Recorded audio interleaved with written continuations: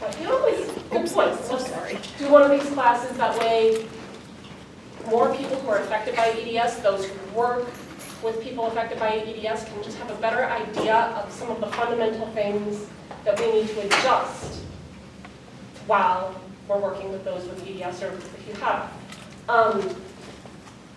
EDS, or Ehlers Danlos Syndrome, has become, I don't want to say it's become more prevalent. There aren't any more cases now than there were 50 years ago in terms of people actually affected by it, but it's being diagnosed a whole lot more. So 10 plus years ago when I started, I was at our downtown clinic, and we had a doctor, Dr. LaValle, for those who've been around a long time, and he was a specialist for EDS. So I was in the clinic right next to his office, and I probably would only see 2 patients diagnosed with EDS a year. And that was right next to him. I now usually have 2 to 3 patients on my patient list at any given time with an EDS diagnosis. That's not why they're seeing me for other orthopedic reasons, but it's showing up a whole lot more. And we'll get into kind of why that is the case as we go on. But EDS, I'm going to work with my mouse. Okay, so EDS, or Ehlers Danlos Syndrome, it's not one thing. It is actually a group of syndromes, and they're genetic disorders that affect the collagen in our body. It's got a pretty interesting history. So I want to just kind of cover the history because I think it gives us a better understanding as to why we're suddenly seeing so many more people who say, hey, I have EDS. And we're getting a better understanding of the syndrome in general. So there are descriptive reports from Hippocrates from way back in 400 BC that describe people who have very similar attributes to EDS. So hypermobile joints and crazy scarring. And we'll go over that scarring and some of those other things. And then historically, you get descriptions of people that fit that EDS morphology, especially when you think about the Elastic Man, the Incredible Bentley Girl. They were all the people in the circus back in the 1800s and early 1900s. Those were all people who had EDS, but you know what? They weren't diagnosed with it. And they were extreme cases of EDS. So right around the turn of the 20th century, late 1800s, early 1900s, we started actually getting medical descriptions of EDS. And then around the 1930s, when we were getting a better idea of genetics, that's when it began to be called Ehlers Danlos, because those are 2 different dermatologists who described the syndrome early in the 1900s. Ehlers was Danish, and they believe Danlos was French. But most of the early descriptions were by dermatologists because of that super stretchy, elastic skin that people with EDS have.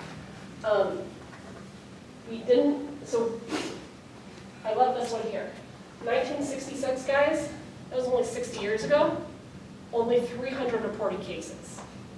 So when I say in the past 10 years I've seen an increase in people diagnosed, it's because 60 years ago, only 300 physicians bothered to look into it enough to diagnose. EDS patients, or EDS, the EDS Society, their mascot is a zebra.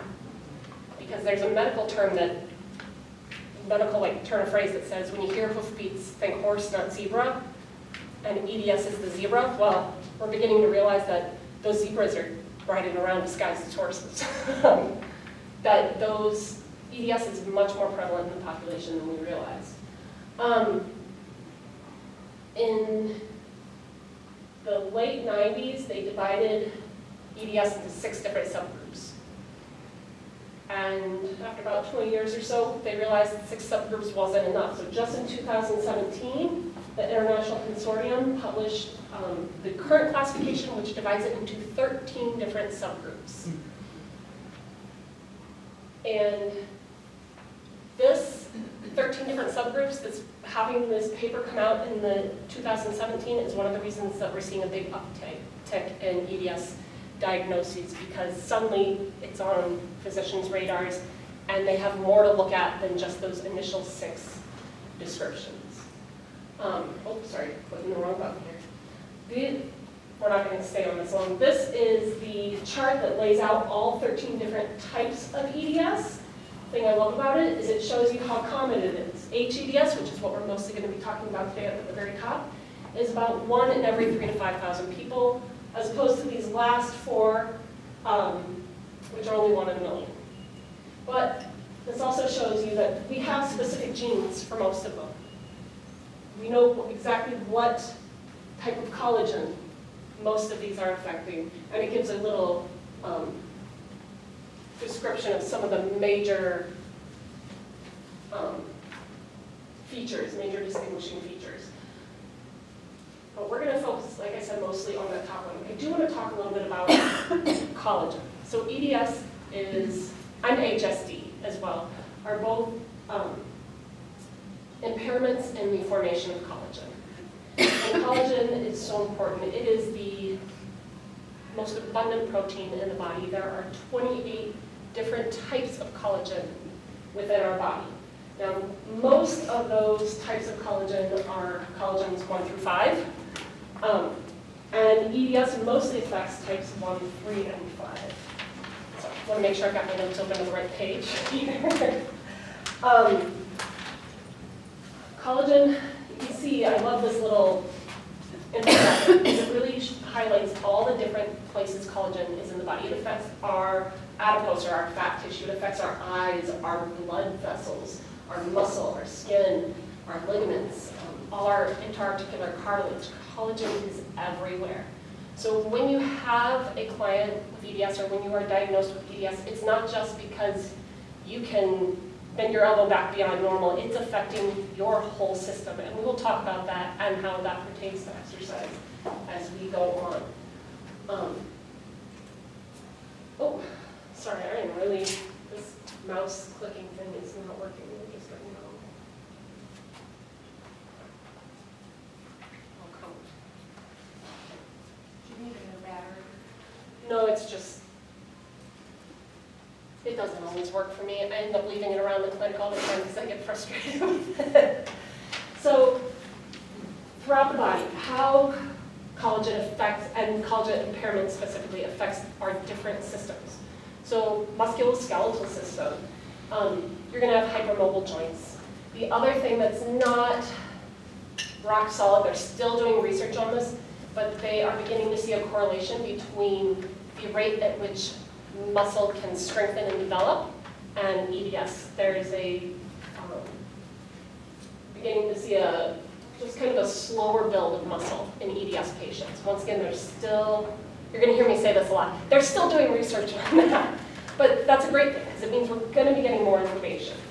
The integumentary system, or our skin, you're going to have that increased skin elasticity, slow wound healing, atrophic scarring, so you're going to see wide, pale, kind of stretchy looking scars, not your normal, tighter, flat-lined scars.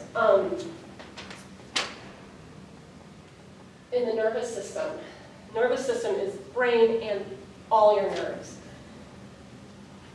There is a tendency for more chronic pain. We can talk about that a little bit later as well. You can get a lot of neuropathies, especially in the hands and feet. Lots of headaches and migraines, because that are directly linked to that EDS. I put mental health in there because it's a brain issue. And they're not entirely sure of the link. They're not sure if it's cause and effect, or just the fact that when you've got EDS, you're dealing with a lot of other stuff that can then lead to some other mental health issues. But 42% of all EDS patients do have mental health issues as well, primarily depression and anxiety. So that's just something to be aware of, because we all know that mental health and exercise are linked. If you can exercise more, that helps diffuse some of those mental health issues. Digestive system. a lot of times we don't think about this, but EDS, because it's affecting the collagen in our digestive lining, in our stomach lining, and our intestinal lining, can lead to constipation, chronic gastritis, diarrhea, dysphagia, which is difficulty swallowing can be a sign at times, and gastric dumping. And gastric dumping is linked to stress, but that is when the stomach holds food and then empties all that food at once into the intestines, and that can create severe abdominal pain, can lead to some of that constipation. But these are just things to be aware of when you are working with people or when you are exercising, and you've got those bad days and that abdominal pain. That's part of having EDS. And then cardiovascular is something definitely to be aware of. It's not just the easy bruising and the varicose veins, it's also knowing that you might have to watch heart rate a little closer. A lot of times patients with EDS, their doctor will say, hey, I want you to exercise, but this is the max heart rate I want you at. If your doctor doesn't give that to you, then that's something you know to monitor yourself. Monitor your heart rate, and if there's ever a time where you're like, whoa, check your heart rate, see what it is, and then stay below that level. But not every EDS patient needs to be aware of heart rate. So, but it is something to kind of keep in the back of your mind with our EDS patients, or clients, I should say. The athletic trainers in here go by clients. So, because EDS is a genetic thing, I wanted to just kind of some gentle reminders. This is all stuff that you probably hopefully covered in high school, but genetics tend to present along the spectrum. These are my sisters and I. You can see we all look an awful lot alike, same parents, but I'm a good 6 inches taller than my other sister. You know, we all, well, they don't all have a natural hair color anymore, but we all have slightly different shades of brown. So even though we're all really similar, we're all also a little different. EDS is the same way. These three right here, these are my cousins. I put all my family up here because I figured why not. Same parents. They all look drastically different. They all look like other members in the family, but drastically different. So even if you have EDS, your children might not present the same way as you, or your siblings might not present the same way as you. Your clients will not present the same way as one another. Even if you are twins with EDS. So these two are twins. They're 16 now, and you can see they're different. One's taller than the other. One's, they're similar, but they're not exactly the same, because our genetics, how any syndrome or any genetic aspect presents, is not based solely on the genetics alone. Environmental factors play a role. One of these kids was on growth hormones for the first 3 years of his life. Not the taller one, but he was taller first. So I think my nephew Gabriel here, he was a good 5 inches taller than his brother a year before this picture was taken. So I wish I'd had a better picture of the two of them when they had that height difference. So it's one of those environmental factors, internal influence, age. So think about height and age. Those of us who, or anyone here who's over 70, are you as tall as you were when you were 20? No, because there's some internal factors as, our joints, our intervertebral discs shrink, we all get a little shorter. So there's a whole lot of different factors that influence how our genetics present. So I wanted to go over all of that to remind, especially our athletic trainers in here, that even if a client says, hey, I have EDS, don't assume that they're going to be just like your last client with EDS. EDS can present as simple as 1 or 2 joints with hypermobility and a couple other characteristics, or it can be a whole systemic thing. So just be aware that you have to treat each individual like an individual. When someone gets diagnosed with EDS now, they have to go through some testing by a doctor. Of the 12 of the 13 different EDS types can all be tested with genetic testing. A paper just came out this past week. I didn't put it in here because it's still very new. They need to test it. but they've possibly found a genetic link for the HEDS because HEDS is the most common type of EDS. 90% of all EDS diagnoses are HEDS, and that's the one that does not have a genetic link right now. But I think they found one. It was the Tulane Research Center. If you want to look that up, you can just type in Tulane and EDS and Foley, and the article will pop up. Or I can send you a link if you're interested. But until that's run through the ringer and been tested a little bit more, HEDS is still diagnosed clinically. And for that, 3 different criteria must be met. First criterion is this right here, is the Viking score. I'm sure you guys have, anyone who's has EDS has been through that, where they look at your elbow and your knee, and they just kind of check for all these different joints. And you have to get a certain score on the Viking scale to be considered for a possible EDS diagnosis. That score changes with age.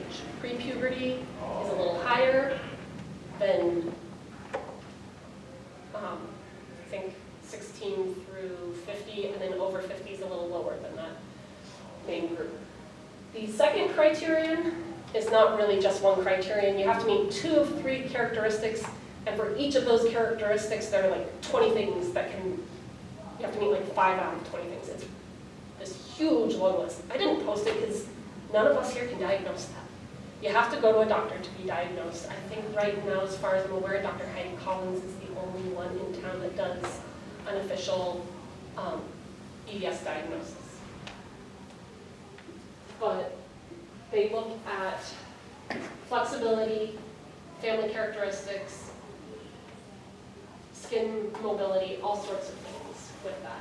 Now, if you don't meet the 3 criterion for HEDS, then you are diagnosed with, sorry, I forgot I took out slides, I found it redundant.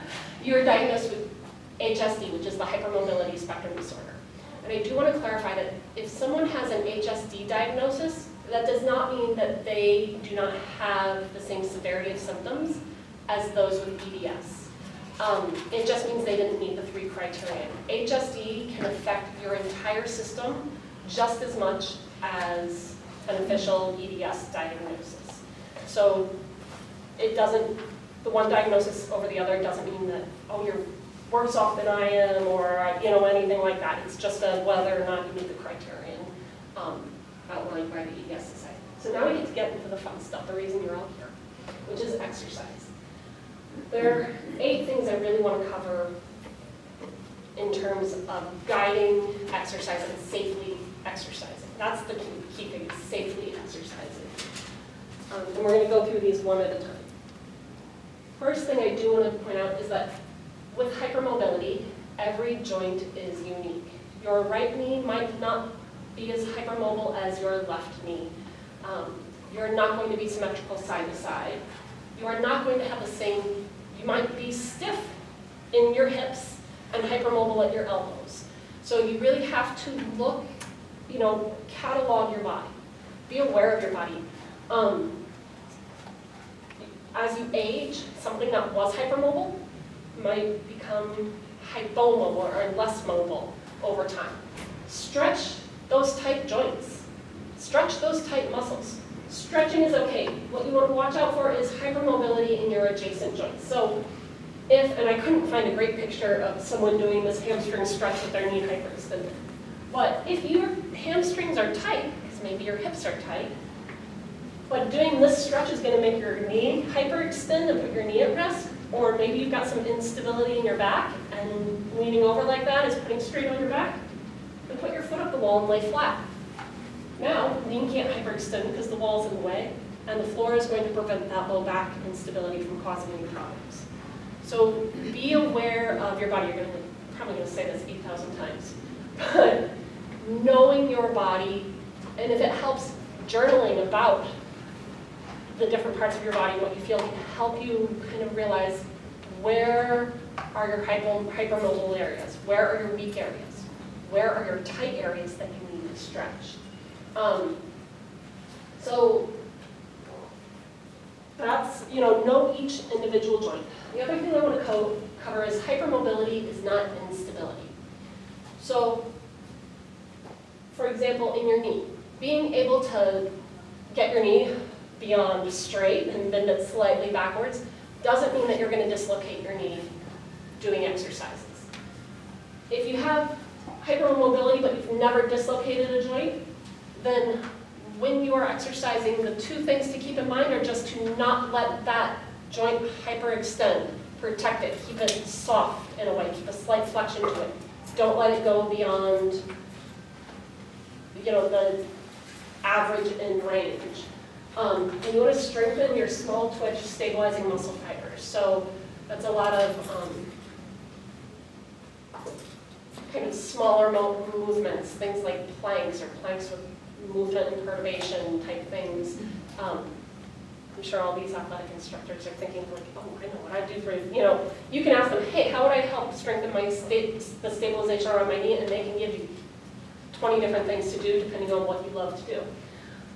If you have instability is more of those joints that have dislocated, or you felt them kind of move in and out, or that it just feels like it rocks forward and almost pops out but doesn't pop out.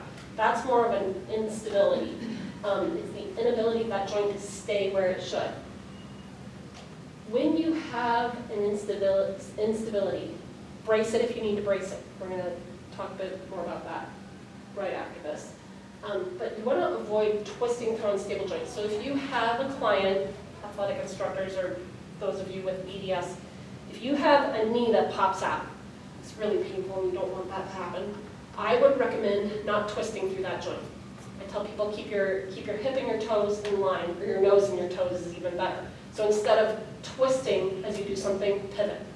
Keep that knee and the toe in line to prevent the possible dislocation of that patella until the client has really strengthened that knee a little bit better. If it's a shoulder that dislocates, you want to keep them from going back into that dislocating position of superextension and external rotation. You want to make sure they're stopping here all the time. If it's the back, you want to really watch their posture. Make sure they're not doing anything that's going to cause that hypermobility or instability through the back. So hypermobility, just kind of be aware of where you are and work within average range. If it's instability, you've got to do a lot more strengthening, a lot more bracing. You'll meet some physical therapists out there who say, no, bracing is horrible, you'll just get weaker. That is not true. If you have an instability and it's keeping you from doing something you love, then brace it. But don't just brace it and leave it. Brace it and strengthen, constantly strengthen. So, if you're wearing a thumb brace, thumb and wrist braces are very helpful when you have EDS because we do a lot with our hands and that can really wear on those joints. Wear it when you need it. Wear it when you're typing at work. Wear it when you're playing well, like this guy. But then make sure that you have active thumb or wrist strengthening exercises that you are doing on a very regular basis. Doesn't matter if it's your ankle, your knee. This guy's wearing a shoulder brace that you can barely see up there. There are braces for almost every joint out there. If you need a brace to do what you love, get the brace, but do not forget to strengthen. If you have a client that comes in and they're wearing a brace, say, hey, what are you doing to strengthen that? And if they don't have something, give them a couple, ankle stability exercises, knee stability exercises. There's so much out there. But bracing is a great thing, especially if it lets us do what we love to do. All right, form is king or queen, depending on which way you want to go. If you have EDS, form is what you want to get super, super picky about. Mirrors are a great thing. My biggest complaint about CrossFit gyms is they took out the mirrors because we're not here to look at ourselves. No, mirrors are so we can check our form. Mirrors are so we can give ourselves feedback and do things properly and avoid injury. If you're taking a class, go up to your instructor beforehand and say, hey, come correct me when I'm not doing it right, because I don't know, you guys are probably all amazing and will correct people anyway, but I do know some instructors don't like to call people out, especially if it's their first time in the class, because you don't want to scare people away from coming back. So let them know you are okay with being picked upon. And exercise instructors, get picky with your EDS patients. Don't let them get away with little bits of sloppiness, because that's where they'll get hurt.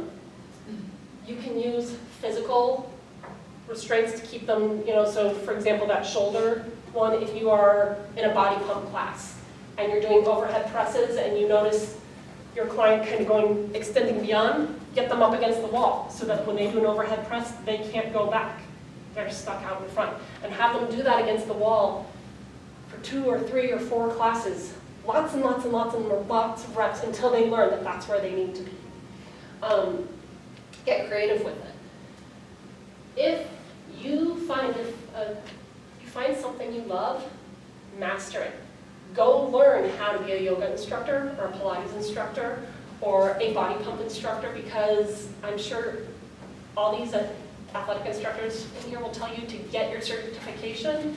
They videotape you and they watch you do it, and if you don't have good form and if you're not doing it right, you don't get certified. So that's a great way to learn really good form, is to become an instructor. But form is the most important thing. Make sure you are having good form. So I talked a little bit about how the collagen impairment can slow down healing and it possibly slows down muscle growth. So if you are starting a new activity, start slow and low. So if you're starting a weights program, you're going to go really low with your weights till you are comfortable with your form, and then you can progress. If you are starting, this is just a typical couch to 5K. If you want to get into running and you pull up a couch to 5K, you're going to double this. You're going to do each workout twice before you increase it to make sure that you are okay, that your body is responding okay to that exercise, and that you're not pushing too hard and you're giving your muscles a chance to strengthen, and you're giving your respiratory system a chance to catch up and your cardiovascular system a chance to build, because things just progress a little slower when you've got EDS. We already talked about starting low and master form. But I say all this, but also don't be afraid to progress yourself. Don't be afraid to push yourself. Push yourself, then step back, see how you responded. If there are no ill effects, keep moving forward. Have patience. Each day is different.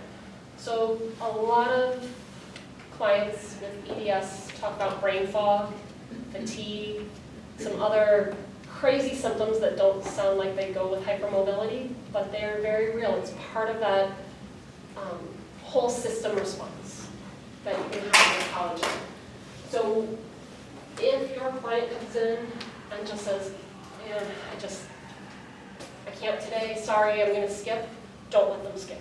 If you have EDS, give yourself a couple levels to work at. If your plan was like, oh, tomorrow I'm going to go for a 3-mile run, and you wake up and you're just like, I think I'm going to sit on the couch. Don't sit on the couch. If you can, go for a 1-mile run walk. If even that seems like too much, do some postural exercises and breathing exercises. Don't skip your workout. It is so important with EDS to maintain what you have, because that strength and stability is what's going to help hold those muscles in place. So give yourself a little bit of grace. If you were going to go to Zumba and you just don't have it in you, still come and go to the pool and walk in the water if the pool doesn't fatigue you. Give yourself a little bit of wiggle room. Don't skip your workout. Keep working out, even if a workout is gentle yoga for the day. And it just is needed. Yeah, these are my, that's what you were planning, that's what you do, that's okay. They're both investing time in your body and in strengthening yourself. And that's the important thing. I talked about journaling, listening to your body. External support's huge. Find yourself a spouse, a friend, sister, mother, trainer, coach, someone that will say, hey, you do your workout this week? Hey, what'd you do this week? Oh, you want to go for that walk now? Get yourself external support. I would say this to anyone. I need more external support to get myself working out. It's really important to make sure you've got something there to help you, especially on those days when the fatigue is just overwhelming or the brain fog is just wiping you out. Identify your stressors and change or avoid what you can. And by stressors, I don't just mean work is horrible this week type stressors. Stressors can be anything from temperature and humidity. As a PT, do you know how many people I heard this week go, I was great until Sunday, and then that front came in. This is a very real thing. Changes in temperature, humidity, barometric pressure can affect our entire system. And that stress can cause a whole body reaction, and some people with EDS are just more sensitive to that. Allergic triggers include food sensitivities, alcohol sensitivities, can be even drug and medicine things. There is things that the work-life stress and anxiety. Fatigue can both be a symptom of stress or just lack of sleep can then cause all of that other stuff to build. So there are all sorts of things that can cause kind of that systemic response and cause someone to need to back down a little bit. We can't avoid all of them. I don't know about you guys, but I just can't quit work because I want to and it stresses me out. So, but limit what you can, avoid what you can, and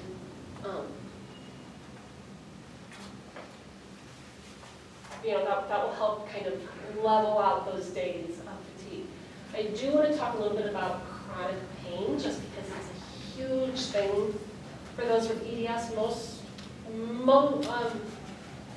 people with more severe symptoms of EDS typically start having pain in childhood or around puberty, and might change over time, but it doesn't always go away. So chronic pain is bear, since I'm not allowed to swear here. There are three main types of pain. There's nociceptive pain, which is I just stepped on a nail and my foot is bleeding. There's a cause and effect right there, very visible pain. Peripheral neurogenic pain is that kind of tingling down the legs. There's something wrong somewhere in the spine or in a nerve and it's causing weird burning, tingling, pain. Chronic pain is central pain. Chronic pain is pain that doesn't always fit what's going on with our body. It just hurts because the weather changed, but there's no actual tissue damage at present. It doesn't mean it's not real. It means that how our brain perceives pain has changed over time. Because all pain is in the brain. Pain is what our brain, when we get a ton of sensation coming in from other parts of the body, when it gets to a certain level, it's pain. So this first upper left square is an average, or a person before they've ever had chronic pain. And they're normal, that kind of baseline where it's flat, that's just where your body's nerves are kind of chilling at. And then you step on a Lego, it shoots up, and that line that says PPB, that's the pain barrier level, or potential pain barrier. So that's letting you know, ouch, I stepped on a Lego, but as long as you get off the Lego, it drops down real fast. What happens is when you have pain that stays and stays and stays and stays, and it's been 2 years and it's been 3 years, what happens is that baseline jumps up. Now, it doesn't take as much pressure on that Lego for you to register pain.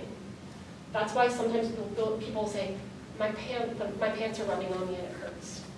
Well, the pants aren't causing any blisters, they're not causing any physical tissue damage, but your skin is or your body, wherever it is so on high alert and ready for pain because it's been under siege for so long that it takes less to reach that pain barrier. Good news is, we can back that down through things like exercise, through just breathing exercises, being aware of it, just time and kind of pushing into just a little. It's okay to have a little bit of pain while you work out. Don't be afraid of that little bit. This bottom one is kind of the same thing, only instead of looking at the neural activity, it's looking at activity. So once again, as you're doing something, you reach that potential barrier of pain, if you keep pushing, you'll get tissue damage. When you've been in pain a long time, you get chronic pain, what happens is, yeah, your tissue damage line might drop a little bit because you're weaker, but that potential barrier of pain is felt a lot sooner in activity. But you have a whole lot farther that you can go between these two before you actually get hurt. So if you have chronic pain, it's okay to push into that pain a little bit. Work, whatever your exercise is, swimming, walking, yoga, work into a little bit of that discomfort, push yourself another 2 or 3 minutes, and then chill.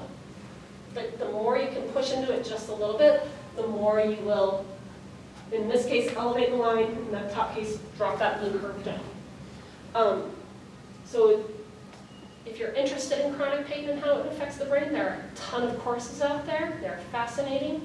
Or even just going on YouTube and looking up understanding chronic pain will get you like 3 different TED Talks and a couple animated videos that just help explain it really well.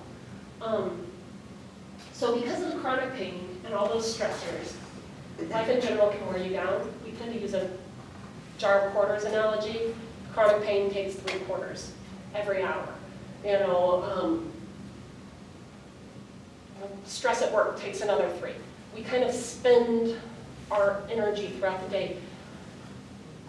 I would love everyone to take a little me time, buy back some of that energy. It's even more important with EDS because it takes longer to heal. It takes a little bit more, when your whole system's on alert, it takes a little bit more to calm it down. Make self-care a priority. Now, for some people, exercise is that self-care. For some people, getting to yoga for an hour is the self-care they need, and they can kill 2 birds with 1 stone. For many people, it's not. But find what that self-care is for you, or if you have clients with EDS, encourage them. And that can be something as simple as going out for ice cream with a friend, or locking themselves in their room for an hour and not listening to their kids whine. But make sure you're building self-care into your weekly routine. It will help a lot with those days with fatigue and those days with brain fog. Just make sure you're doing that. The other key thing is build a team. Make sure that you are talking to all your different physicians because it's systemic. You need all these different specialists in your life. Unfortunately, as much as I love Beacon and I love working for Beacon, Beacon physicians don't work like Mayo Clinic or Cleveland Clinic physicians and get together and huddle on patients every now and then. You have to be your own advocate. Make sure that you are letting all of them know what's going on with you when you have changes in your health. When you're having weird symptoms that you can't quite explain, make sure they know. Because there have been, it's kind of like the mental health and EDS correlation. There have been a couple other similar correlations between EDS and POTS, which is postural orthostatic tachycardia, and also MCAS, which is a mast cell activation thingy. There are all these correlations. Not saying everyone has it, but if you're having weird symptoms, let your physicians know. If you find a good physical therapist or occupational therapist, mental health practitioner, athletic trainer, because these are a little bit more common than some of these other specialists, try to stick with them because you want to develop a good relationship with your athletic trainer. You want these people to know you so that they can help you strengthen better. Jumping from class to class to class to class doesn't help you build that, doesn't let them be a good coach for you. So make sure if you find someone you like, stick with them. Last thing I want to do is what types of exercise to avoid. That's it. No. You do not have to avoid anything. Just make sure you're doing what you're doing correctly. You're not stretching joints that are already hypermobile. So what can you do? You can do basically anything you want. The course, one of the courses I took on EDS, the instructor works for a clinic that specializes in EDS down in Texas. And she told, with the patient's permission, she told the story of one of her patients who is an Ironman triathlete. And this woman can do a 20-mile run one day, and later that week she might be in her wheelchair and not be able to get out. But she'll be back to it in a couple days. Now that's an extreme example. I can't run 20 miles. But that to me just highlights the you can do what you want to do. Find something you love and you're passionate about and go for it. Perfect it, master it. But the most important thing is to make exercise 3 to 4 days a week part of your life. And stick with it, because that's going to keep you strong, and it's going to keep you moving, and it's going to help with that chronic pain and some of those other issues. All right, any questions? And there are a bunch of references if anyone actually wants to read them. But any questions? Anything? All right. You guys, oh, yes. So I have a question about water exercise. Yes. I don't have like a specific question, but I'm wondering like it's just the only thing that's worked for me so far. So I was wondering if you could talk a little bit more about EDS and water. Okay, exercise. so the main things to be aware of with EDS and water are temperature of the water. Once again, it's going to vary for you compared to someone else with EDS, but you might find that cold water works better for you than warm water, or vice versa. Because remember when I put that temperature as a stressor, is that sometimes extremely cold temperatures can actually cause everything to tighten up and not react as well. Likewise, sometimes if you have any issues with your heart or any issues with swelling, the warmer temperatures might be a little bit more negative for you. But if you find that like the therapy pool is pretty innocuous temperature, it's kind of right, just a little bit below body temperature, that's usually a good temperature to work in. The one thing to watch out for is your skin, because you tend to have slower healing and some other changes in skin property. I'd recommend getting a protectant. There are some lotions out there that are chlorine protectants, and just putting that on before you go in so that you're not getting developing any rashes from being exposed to chlorine. Same thing kind of in the water. You want to make sure that you are not letting anything hyperextend.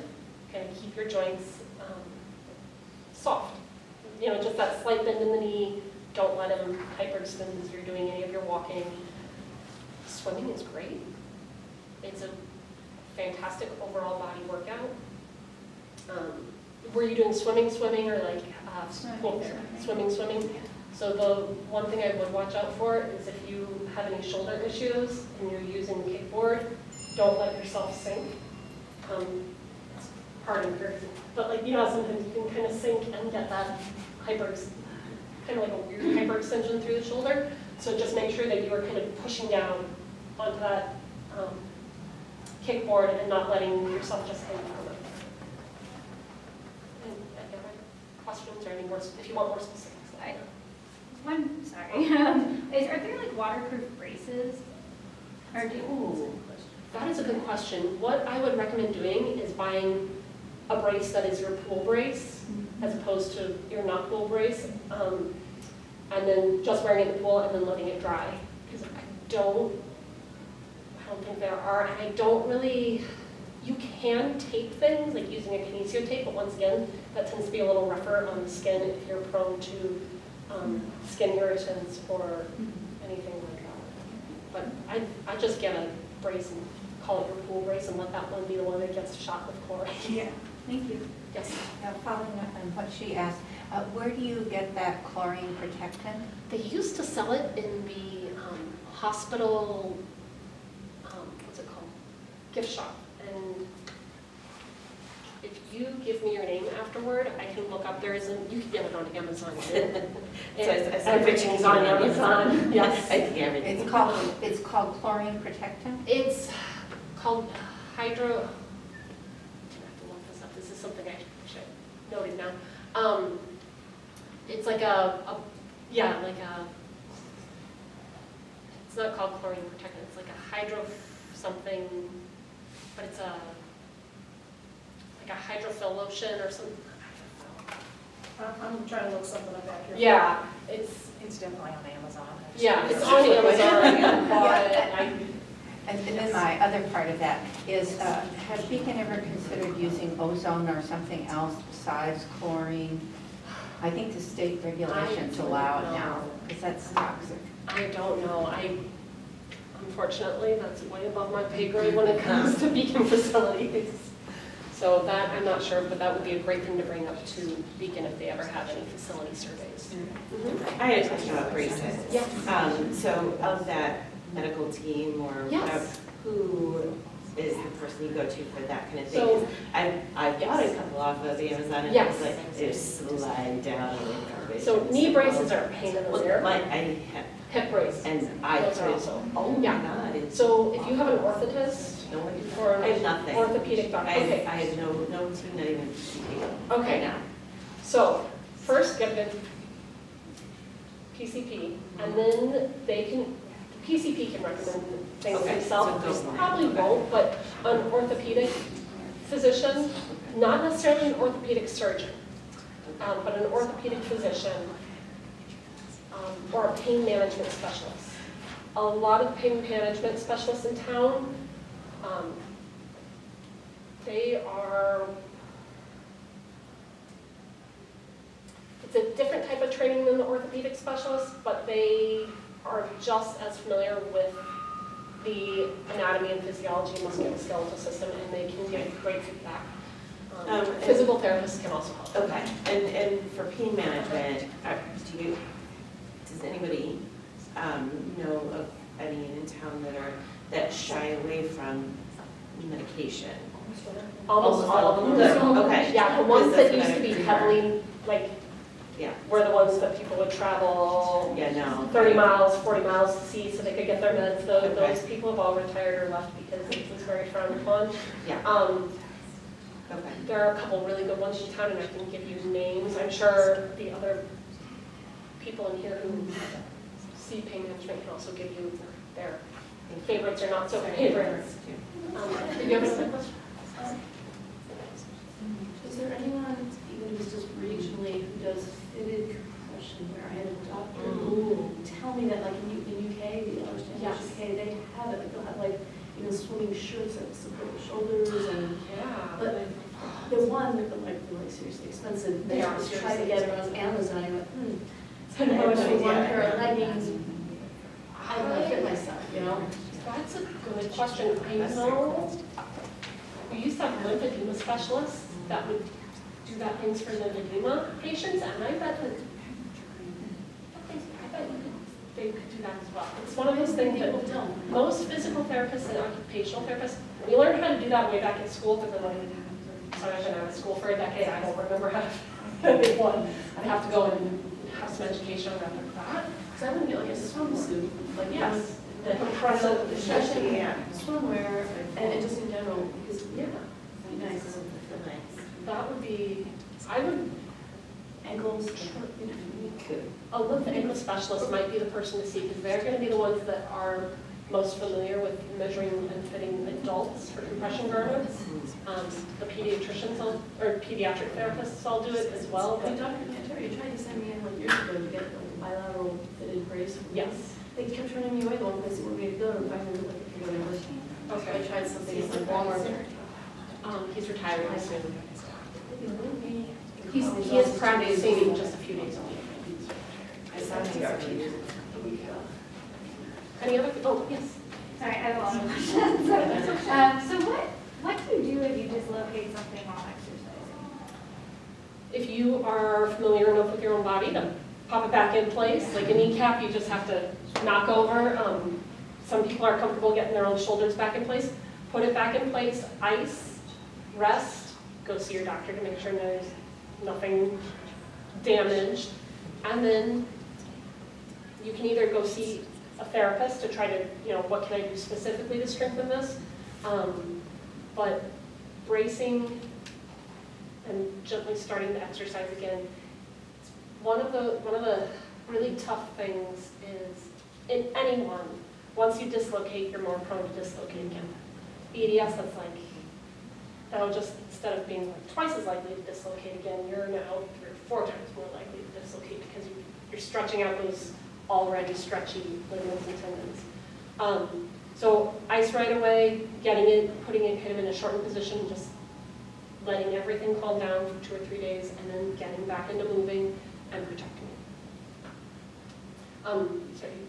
Sorry, you back there, and then, I have a question. What about children? So it's not like my 10-year-old works out, yes.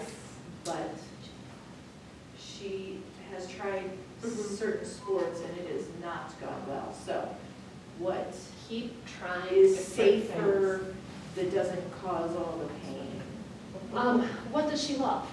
Well, she loves gymnastics, it just didn't love her. Okay, So so the trampolines and things, not good. that's, The yeah. jumping on the hard surface, not good. Yeah, that's a tough one. Gymnastics is not necessarily something you need to stay away from, but you have to be very conscious of how it's affecting your body. If she did not react well to that.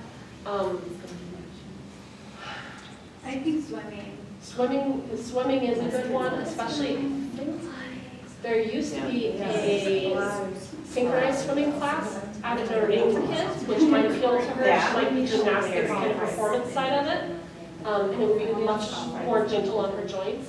But really just getting her to be as active as you can get her to be. And that might mean letting her coaches know she can't go a full hour. She's got to go half an hour and then sit for 10 minutes. And then she can go finish out the hour.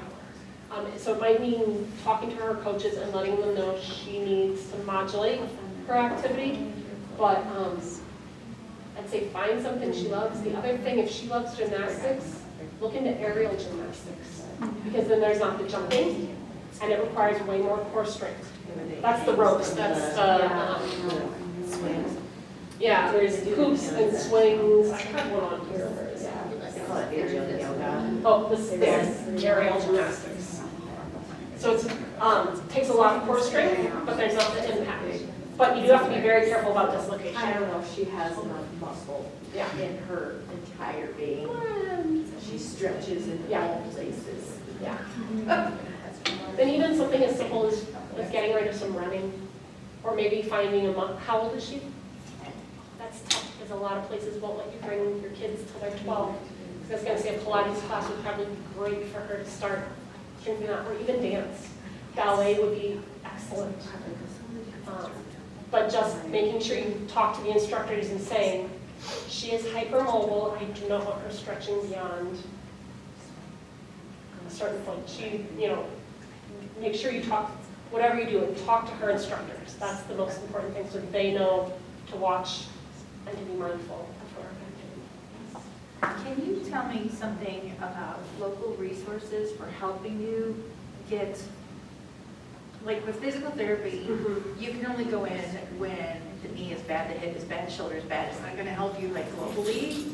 What kind of resources are there out there for helping you get globally stronger? We're looking at these guys all over here. So I'm the fitness manager on here, Yes. and we do at all of our sites have a Pilates program on the equipment. I'm sorry. And it's Pilates on the equipment, and so we have that, and I know some people in here do that. And when you're done, we can take you next door to show you our room. Everything is, the machines are set up to be easy on your joints, easy on your body. It's fantastic. We have a lot of people with EDS that take our program. Because of that, it forces you to strengthen your muscles and lengthen them, yet we keep you in good form. Everything is about form first there, slow and controlled. So if you're interested, I'd be happy to speak afterwards, or we can take you in there. I have some Pilates trainers right here with me, all three of these guys. We can definitely take you in there so we can. Is that different than best medicine? Yes, that's different than best medicine. Okay. Yes, But yes, absolutely. That would be my recommendation, is find, and And that's a Zell specialty. is wonderful. The team has to be specialized in this particular program, and there's many levels of training that they have to go through. Yes. So it's a really cool program. So I'll take you in after we're done, so that I'm not taking away from. Well, thank you. You're welcome. Any other questions? Oh, yes. So you talked about this a little bit, but I always just wonder, like, when I get hurt when I'm exercising, like when to stop and when to keep going, So it depends on the kind of hurt. And pain is not a flat, one-dimensional thing. Pain can be sharp, it can be dull, it can be achy, it kind of runs the gamut. If you're exercising and you feel a sharp, like stabbing pain, or you start getting dizzy or lightheaded, that is when you stop. If it's kind of achy, kind of feel it out for a little bit. Keep pushing for another few minutes. See does that ache intensify? If that ache keeps intensifying, then you stop. If it kind of settles or goes down, keep going and keep going with it. Because that's kind of that pushing that pain barrier I talked about. You don't want to stop as soon as something hurts because you're not going to get any stronger, you're not going to push that pain barrier higher. You want to work into it a little bit. If it's kind of that achy, my knee always hurts, okay, I'm running, it's hurting a little bit more. I kind of tell people, that horrid 0 through 10 scale that the doctor always asks about? I know, I hate it too. It's horrible. But if you start working out and your body general ache wherever you hurt is at a 3, you can push it up to a 4. If it's jumping up to a 5 or 6, stop. There's no reason to kill yourself there. So I'd say anytime that pain level creeps up more than 1 point, or it becomes sharp, kind of stabbing pain, that's when you want to stop. Is that a decent answer? Any other questions? All right, well, thank you guys all for coming. Thank you. Thank you, Leslie. We appreciate your knowledge.